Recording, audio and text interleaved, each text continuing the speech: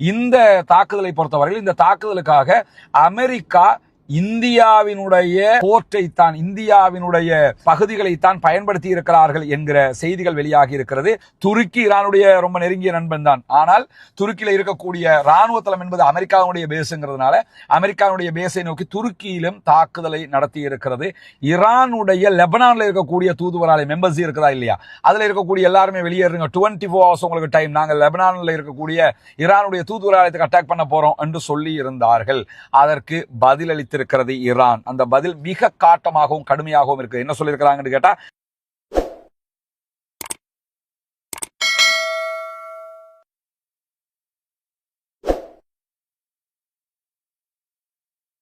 அஸ்ஸலாமு அலைக்கும் வரஹ்மத்துல்லாஹி வபரகாத்துஹு. அன்பிற்கினிய சகோதர சகோதரிகளே, நம் அனைவர் மீதும் ஏக இறைவனுடைய அமைதியும் கருணையும் உண்டாகட்டுமாக என்கிற உயரிய பிரார்த்தனைகளோடு தொடர்ச்சியாக மத்திய கிழக்கிலே என்ன நடந்து வருகிறது என்கிற செய்திகளை நம்ம பார்த்து வர்றோம். பாலஸ்தீனம் மீதான இஸ்ரேலிய ஆக்கிரமிப்பு ராணுவத்தினுடைய தாக்குதல்கள் ஆரம்பிக்கப்பட்டு 2 ஆண்டுகள் முழுவதும் இந்த செய்திகளை நம்ம பார்த்த அதே நேரம் தற்போது அங்கே யுத்த நிறுத்தம் ஏற்பட்டதற்கு பிறகும் அங்கே என்னவெல்லாம் நடக்கிறது என்கிற செய்திகளை கடந்த 145 நாட்களாக மேலதிகமாக நம்ம பார்த்துக்கிட்டு வர்றோம். இதற்கிடையில தான் தற்போது அமெரிக்க இஸ்ரேல் கூட்டு யுத்தம் ஒன்றை ஈரான் மீது தொடுத்திருக்கிறார்கள். ஈரானுடன் பாரிய ஒரு யுத்தம் நடைபெற்று வருகிற அதே நேரம் ஈரானும் பதிலடி தாக்குதல்களை உச்சமாகவும் கடுமையாகவும் நடத்தி வரக்கூடிய ஒரு சூழலை நாம் அவதானிக்க முடிகிறது.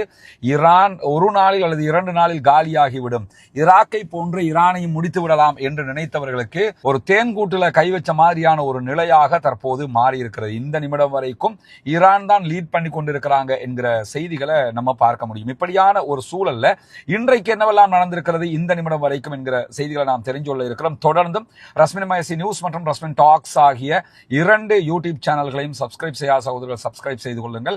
காரணம் என்னன்னா, நம்ம 2 சேனல்லையும் ஒவ்வொரு நாளும் நிறைய அப்டேட்டுகளை போட்டுக்கிட்டு வர்றோம். அதே மாதிரி நம்முடைய வாட்ஸ்அப் சேனல், அதே போன்று டெலிகிராம் சேனல்களையும் இணையாத சகோதரர் இணைந்து கொள்ளுங்கள். நம்முடைய இந்த வீடியோவுக்கு கீழே டிஸ்கிரிப்ஷன்ல 2 சேனல்களுடைய லிங்கும் இருக்கிறது. உடனுக்குடன் உங்களுக்கு அது சம்பந்தமான அப்டேட்டுகள் கிடைத்து விடும். இப்படியான ஒரு சூழல்ல இன்றைக்கு நம்ம ஈவினிங் நேரத்தில் ஒரு வீடியோ வெளியிட்டிருந்தோம்.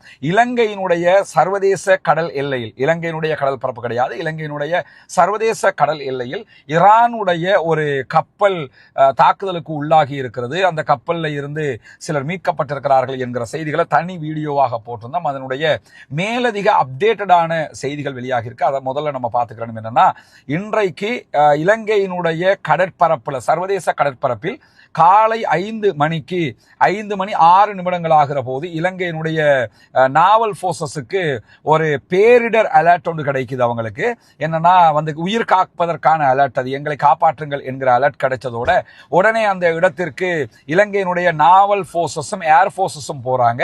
போய் பார்க்கும்போது ஒரு கப்பல் தாக்குதலுக்கு உள்ளாகி இருக்கிறது. அந்த கப்பல் ஈரானுடைய ராணுவ கப்பலாக இருக்கிறது. ஈரான் இந்தியாவோடு இணைந்து ஒரு கூட்டு ராணுவ பயிற்சியை மேற்கொண்டிருந்தது. இலங்கையினுடைய ராணுவ பிரிவுகளும் அதிலே கலந்து கொண்டிருந்தார்கள். இப்படி இந்தியாவோடு செய்து கொண்ட ஒரு கூட்டு ராணுவ பயிற்சிக்கு ஈரான்ல இருந்து சென்றிருந்த ஈரானுடைய ராணுவ கப்பல் திரும்ப ஈரானை நோக்கி போகிற போதுதான் இந்திய பெருங்கடலில் வைத்து தாக்குதலுக்கு உள்ளாகி இருக்கிறது. அந்த தாக்குதலை நாங்கள் தான் செய்தோம் என்று அமெரிக்கா சொல்லி இருப்பது மட்டுமல்லாமல் அமெரிக்கா ஒரு வீடியோ வெளியிட்டிருக்கிறாங்க. அந்த வீடியோ நம்முடைய டெலிகிராம் மற்றும் வாட்ஸ்அப் சேனல்களில் போடுவோம், அதில் நீங்க பார்க்கலாம். அவங்க நீர்மூழ்கி கப்பல், ஒரு சப்மரீன்ல இருந்து அந்த அட்டாக் பண்றாங்க. நீர்மூழ்கி கப்பலில் இருந்து ஈரானுடைய கப்பலுக்கு தாக்குதல் நடத்தப்படுகிறது. அந்த கப்பல்ல இருந்தவர்களில் தற்போது வெளியாகி இருக்கக்கூடிய தகவல் பிரகாரம், ஏற்கனவே நம்ம சொல்லும் போது 30 பேர் இன்ஜர்ட் ஆகியிருக்கிறாங்க, பாதிக்கப்பட்டிருக்கிறார்கள். அவர்கள் கராப்பிட்டிய ஹாஸ்பிட்டல்ல அவர்கள் சிகிச்சைக்காக, அதிதீவிர சிகிச்சைக்காக அனுமதிக்கப்பட்டிருக்கிறார்கள் என்கிற செய்திகளை சொல்லியிருந்தோம். ஆனால் பிந்தி கிடைத்த செய்திகள் அதற்கு நேர் மாற்றமானதாக கிடைத்திருக்கிறது. என்னன்னு சொன்னா, அந்த கப்பலில் கிட்டத்தட்ட 80 ஜனாசாக்கள் அல்லது 86 ஜனாசாக்கள் இருக்கிறது. ஏன்னா சப்மரீன்ல இருந்து ஒரு பாரிய அட்டாக்க பண்ணியிருக்கிறாங்க. அதற்குள் இருந்தவர்களில் 80 அல்லது 86 ஈரானுடைய ராணுவத்தை சேர்ந்த சகோதரர்கள் கொல்லப்பட்டிருக்கிறார்கள் என்கிற செய்திகள் வெளியாகி இருக்கிற அதே நேரத்தில் அதிலே பாதிக்கப்பட்டவர்கள், படுகாயம் அடைந்தவர்கள் 30 பேர் இருக்கிறார்கள். அந்த 30 பேரும் தற்போது கராப்பிட்டிய மருத்துவமனைக்கு அனுமதிக்கப்பட்டிருக்கிறார்கள். காலியில ராணுவத்தின் பாதுகாப்பின் கீழே கராப்பிட்டிய மருத்துவமனையில் அவர்களுக்கு சிகிச்சை அளிக்கப்பட்டு கொண்டிருக்கிறது. இந்த தாக்குதலை பொறுத்தவரையில், இந்த தாக்குதலுக்காக அமெரிக்கா இந்தியாவினுடைய போர்ட்டைத்தான், இந்தியாவினுடைய பகுதிகளைத்தான் பயன்படுத்தி இருக்கிறார்கள் என்கிற செய்திகள் வெளியாகி இருக்கிறது. இந்தியாவினுடைய கடற்பரப்பிலே இருக்கக்கூடிய துறைமுகங்களை பயன்படுத்தி அமெரிக்கா தாக்குதல் நடத்தியதாக அறிவித்தும் இருக்கிறது. ஆனால் இந்தியா அதனை மறுத்து அறிவிப்பு வெளியிட்டிருக்கிறாங்க. இந்தியாவினுடைய கடற்பயிற்சிக்கு தான் போறாங்க, போய் ரிட்டர்ன் போகிற வழியில தான் இலங்கையினுடைய சர்வதேச கடற்பரப்பில் வைத்து இந்த தாக்குதல் நடத்தப்படுகிறது. இந்த தாக்குதல் நடத்தணுமாக இருந்தா இந்தியாவோட அனுமதி இல்லாமல் இந்த இந்திய பெருங்கடல்ல இருக்கக்கூடிய அந்த பகுதிகளில் யாரும் தாக்குதல் நடத்த முடியாது. அப்படி என்றால் இந்தியாவினுடைய துறைமுகங்கள் இதற்கு பயன்படுத்தப்பட்டிருக்கிறது. இந்தியாவோட பேசிக்கிட்டு தான் இவங்க பண்ணிருக்கிறாங்கிறது ஆட்டோமேட்டிக்காக தெரிஞ்ச ஒரு விஷயம். ஆனால் இந்தியா அதை மறுத்திருக்கிறது. நாங்க எங்க அனுமதியை கொடுக்கல அப்படின்னு சொல்றாங்க. இந்தியா பொறுத்தவரை நமக்கு தெரியும், டொனால்ட் ட்ரம்ப் தெளிவா சொன்னார், இந்தியா பாகிஸ்தான் வாரையே நான் தான் நிறுத்தினேன் அப்படின்னாரு. இந்திய பிரதமர் நரேந்திர மோடி இது வரைக்கும் இல்ல அதுக்கெல்லாம் நாங்க நிறுத்தல அப்படின்னு இருக்கிறாரு. பாகிஸ்தான் பிரதமர் தெளிவா சொல்லிட்டாரு, ஆமா அவர் சொல்லித்தான் நாங்க நிறுத்தினோம். இந்த அடிப்படையில அமெரிக்கா சொன்னா எதையும் கேட்கக்கூடிய ஒரு ரெஜிமெண்டாக இந்தியாவினுடைய அரசு இருக்கிற போது இந்திய அரசினுடைய அனுமதி இல்லாமல் இந்த தாக்குதல்கள் நடந்திருக்க முடியாது. குறிப்பாக அமெரிக்காவுடைய பாதுகாப்பு செயலாளரின் முன்னாள் ஆலோசகரான டக்ளஸ் மெக்ரிரேகர் என்கிறவர் இன்றைக்கு விடுத்திருக்கக்கூடிய அறிவிப்புல அவருடைய இன்டர்வியூ இன்றைக்கு ஒன் அமெரிக்கா நியூஸ் நெட்வொர்க்ல வெளியாகி இருக்கிறது. இதைத்தான் அல் ஜசீராவும் மேற்கோள் காட்டி இருக்கிறாங்க. இந்த நியூஸ்ல அவர் என்ன சொல்றாரு கேட்டா, மோதலுக்கு மத்தியில் அமெரிக்க கடற்படை கப்பல்கள் இந்தியாவினுடைய துறைமுகங்களையும் பயன்படுத்துகிறது என்கிற தகவலை சொல்லியிருக்கிறார். எனவே இந்தியாவினுடைய துறைமுகத்தை பயன்படுத்தி இருக்கிறாங்க. இந்தியாவுடைய அனுமதியோடு அவங்கள்ட்ட சொல்லிட்டு தான் இந்த தாக்குதல் நடத்தி இருக்கிறாங்க. இந்தியா தெரியாது என்று சொல்வது பச்சை போய். அண்மையில இந்தியாவுடைய பிரதமர் நரேந்திர மோடி இஸ்ரேலுக்கு போய் வந்த கதைகள் நமக்கு தெரியும், செய்திகள் எல்லாம் தெரியும். இஸ்ரேலோட ஒப்பந்தங்கள் போட்டதெல்லாம் நமக்கு தெரியும். அதற்கு முன்பதாக ஈரான்ல ஒரு பெரிய போர்ட் அவங்க செஞ்சுக்கிட்டு இருந்தாங்க. அந்த போர்ட்டை கூட ஆரம்பத்தில் ஃபர்ஸ்ட் பட்ஜெட்ல காசு ஒதுக்கினவங்க இந்த பட்ஜெட்ல காசும் கூட ஒதுக்கல. இப்படியான சூழல்களுக்கு மத்தியில தான் இந்த தாக்குதல் நடந்திருக்கிறது. எனவே ஈரானுடைய ராணுவ கப்பல் மீதான தாக்குதல் இந்தியாவுக்கு தெரியாம நடக்கவில்லை, இந்தியாவும் இணைந்து இதிலே சூழ்ச்சி செய்திருக்கிறது என்கிற செய்திகளை நம்ம புரிந்து கொள்ள முடியும். இப்படியான ஒரு சூழல்ல தான் இலங்கையினுடைய ராணுவம் மனிதாபிமான ரீதியாக உடனடியாக அவர்களை காப்பாற்றி தற்போது மீதி இருக்கக்கூடிய 30 சகோதரர்கள் ராணுவத்தைச் சேர்ந்தவர்கள் இப்பொழுது மருத்துவமனையில் அனுமதிக்கப்பட்டு அதிசீவிர சிகிச்சை பிரிவிலே சிகிச்சை பெற்று வருகிறார்கள். கிட்டத்தட்ட 80 அல்லது 86 ஜனாசாக்கள் இருக்கக்கூடிய நிலையில சில சகோதரர் இந்த ஜனாசாக்கள் எங்கு அடக்கப்படும், அவங்க இலங்கையில் அடக்குவாங்களா அல்லது ஈரானுக்கு கொண்டு போயிருவாங்களா என்றெல்லாம் தொலைபேசி மூலமாக கேட்டுக்கொண்டிருக்கிறீர்கள். முதலாவது விஷயம் என்னன்னா, ஒரு நாடு என்ன பண்ணுவாங்கன்னா அவர்களுடைய ஜனாசாக்களை எங்க நாட்டுக்கு அனுப்பிடுங்க என்று சொன்னா அங்கதான் அனுப்புவாங்க. இல்ல முறைப்படி இங்க அடக்குங்கன்னு சொல்லிட்டாங்கன்னா இங்க அடக்கிடுவாங்க.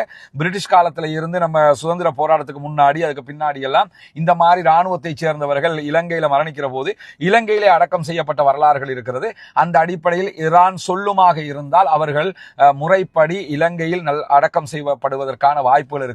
இல்ல அவங்களை எங்களுக்கு தாங்க என்று சொன்னா கொடுக்கிற வரைக்கும் அவங்களை இங்க ஃப்ரீஸ் பண்ணி வைக்க வேண்டி வரும். அவருடைய பாடிய ஜனாசாவை ஃப்ரீஸ் பண்ணி வைக்க வேண்டி வரும். அதற்குரிய ஏற்பாடுகளை இலங்கை அரசு மேற்கொள்ளும் என்பதிலே எந்த மாற்று கருத்தும் கிடையாது. ஏன்னா சர்வதேச ஒப்பந்த பிரகாரம் ஈரானோடு இருக்கக்கூடிய நல்லுறவு பிரகாரம் அந்த வேலைகளை அவர்கள் செய்வார்கள் என்பதில் மாற்று கருத்தில்லை. அது தொடர்பான செய்திகள் வரும்போது உங்களோடு அதையும் பகிர்ந்து கொள்வதற்கு நாங்கள் தயாராக இருக்கிறோம். அதே நேரம் 2 ஏவுகணைகளால் தாக்கப்பட்ட சரக்கு கப்பலில் இருந்து 24 பேரை மீட்டிருக்கிறோம் என்கிற ஒரு செய்தியை இன்றைக்கு ஓமான் சொல்லி இருக்கிறது. ஓமானுடைய கடற்பரப்புன்னு சொன்னா ஹொர்முஸ் பகுதிகளில் இன்றைக்கும் ஒரு கப்பலை ஈரானுடைய IRGC தாக்குதல் நடத்தி அளித்திருக்கிறது. அந்த கப்பலில் இருந்த 24 பேர் மீட்கப்பட்டு அவர்களுக்கு தேவையான மருத்துவ வசதிகள் கொடுக்கப்பட்டுக் கொண்டிருக்கிறது. அவர்கள் நல்ல முறையில் இருக்கிறார்கள் என்கிற செய்திகள் வெளியாகி இருக்கிறது. எனவே ஈரான் தொடர்ந்து அவர்களுடைய தாக்குதலை உச்சமாக நடத்தி கொண்டிருக்கிறார். அதே நேரம் துபாயில இருந்து மேற்கே 20 கடல் மைல் தொலைவில், அதாவது UAE அதுவும் ஹொர்முஸினுடைய அந்த மூலையில சிக்கக்கூடிய ஒரு முக்கியமான நாடு. அதுல இருந்து 20 கடல் மைல் தொலைவில் இன்னும் ஒரு கப்பலும் தாக்குதலுக்குள்ளாகி இருக்கிறது. அந்த கப்பல்லையும் கடுமையான தாக்குதல்கள் நடைபெற்றிருக்கிறது. அதுல இருக்கக்கூடியவர்கள் மீட்கப்படுகிறார்கள் என்று யூகேனுடைய பிரித்தானியாவுடைய கடல் பாதுகாப்பு அமைப்பு இன்றைக்கு செய்தி வெளியிட்டிருக்கக்கூடியதையும் அல் ஜசீரா தொட்டு காட்டியிருக்கிறார். அதே நேரம் ஏவுகணை ஏவப்படுகிறது என்கிற எச்சரிக்கையை ஜெருசலம்ல இன்றைக்கு பல தடவைகள் இஸ்ரேல் அறிவித்துக் கொண்டே இருந்தது. அதையும் மீறி அவர்களுடைய அயன் டோம், தேடு, ஏரோ சிஸ்டம் எல்லாத்தையும் மீறி இன்றைக்கு ஜெருசலம்ல பாரிய குண்டுவெடிப்பு சத்தங்கள் கேட்கிற அளவுக்கு ஈரானுடைய ஏவுகணைகள் பதம் பார்த்திருக்கிறது ஜெருசலத்தை என்கிற செய்திகள். சுத்தி ஒரு நாளும் இடைவெளி விடாம அடிச்சுக்கிட்டே இருக்கிறாங்க எல்லா பகுதிகள் மேலையும் தெரியுது. அதனாலதான் அவங்களோட கை ஓங்கிக்கிட்டே இருக்குது. ஈரான் இந்தா முடிச்சிருவோம் முழுக்க வச்சு செஞ்சுக்கிட்டு இருக்கிறாங்கிறது மிக தெளிவாக தெரிகிறது. அதே நேரம் இஸ்ஃபஹான் பகுதிகளில் இருந்த ஈரானுடைய அணு நிலையம் மீது தாக்குதல் நடத்தப்பட்டிருக்கிறது. அந்த தாக்குதல் அமெரிக்கா நடத்திய தாக்குதல். அந்த அணு நிலையத்தில் இருந்து கதிர்வீச்சு ஆபத்துகள் எதுவும் கண்டறியப்படவில்லை என்று சர்வதேச அணு தடுப்பு மையம் இன்றைக்கு செய்தி வெளியிட்டிருக்கிறது. கதிர் வெளியிலே கசிகிற எந்த விதமான ஒரு நிகழ்வும் இதுவரைக்கும் இல்லை என்று சொல்லப்பட்டிருக்கிற அதே நேரம் இஸ்ரேலுடைய ஹைஃபா கடற்படை தளத்தின் மீது பாரிய ட்ரோன்களுடைய தாக்குதல் ஒன்றை நடத்தி இருக்கிறது ஹெஸ்புல்லாக்கள். ட்ரோன்களுடைய படைப்பிரிவு ஒன்றை நாங்கள் தாக்குதலுக்கு அனுப்பியிருந்தோம். கடுமையான தாக்குதல்கள் ஹைஃபாவிலே நிகழ்த்தப்பட்டிருக்கிறது என்கிற செய்திகள் சொல்லப்பட்டிருக்கு. தொடர்ந்து ஹிஸ்புல்லாக்களுக்கும் அதே போன்று இஸ்ரேலுக்கும் இடையிலான சண்டை உச்சம் தொட்டு கொண்டிருக்கக்கூடிய சூழல்ல இஸ்ரேலுடைய பல நிலைகளையும் இலக்கு வைத்து ட்ரோன் தாக்குதல்களையும் ஏவுகணை தாக்குதல்களையும் இன்றைக்கும் ஹிஸ்புல்லாக்கள் நடத்தி இருக்கிறார்கள். பிற்பகல் 2 மணி அளவில் இந்த தாக்குதல்கள் ஹைஃபா இலக்கு வைத்து நடத்தப்பட்டிருக்கிறது, வெற்றிகரமாக நடத்தப்பட்டிருக்கிறது என்கிற செய்திகள் வெளியாகி இருக்கிற அதே நேரம் இன்றைக்கு இஸ்ரேல் ஈரானுடைய லெபனான்ல இருக்கக்கூடிய தூதுவராலயம் எம்பசி இருக்குதா இல்லையா, அதுல இருக்கக்கூடிய எல்லாருமே வெளியேறுங்க, 24 hours உங்களுக்கு டைம், நாங்கள் லெபனான்ல இருக்கக்கூடிய ஈரானுடைய தூதுவராலயத்துக்கு அட்டாக் பண்ண போறோம் என்று சொல்லி இருந்தார்கள். அதற்கு பதில் அளித்திருக்கிறது ஈரான். அந்த பதில் மிக காட்டமாகவும் கடுமையாகவும் இருக்கு. என்ன சொல்லியிருக்கிறாங்கன்னு கேட்டா, லெபனான்ல இருக்கக்கூடிய ஈரானுடைய தூதரகம் தாக்கப்பட்டால் உலகம் முழுவதும் இருக்கக்கூடிய இஸ்ரேலுடைய எல்லா தூதரகங்களையும் தாக்குவோம் என்கிற எச்சரிக்கையை இன்றைக்கு விடுத்திருக்கிறார்கள். ஈரானுடைய ஆயுதப்படைகளுடைய செய்தி தொடர்பாளராக செயல்படக்கூடிய அப்போல் பால்ஸ் ஷகார்கி இன்றைக்கு வெளியிட்டிருக்கக்கூடிய அறிவிப்புல தான் தொலைக்காட்சியில் நேரடியாக பேசுகிற போது பிரஸ் டிவியில பேசும்போது சொல்றாரு, எங்களுடைய எந்த நாட்டில் எந்த எம்பசிகள் அட்டாக் பண்ணப்பட்டாலும் இஸ்ரேலுடைய எல்லா நாடுகளிலும் இருக்கக்கூடிய எம்பசிகள் மேல நாங்கள் தாக்குதல் நடத்துவோம் என்பதை திட்டவட்டமாக சொல்லியிருக்கிறார். அதே நேரம் இன்றைக்கு துருக்கியில் இருக்கக்கூடிய அமெரிக்காவுடைய பேஸ் மேலையும் ஈரான் தாக்குதல்களை நடத்தியிருக்கு. துருக்கி கடுமையாக கண்டித்திருக்கிறது.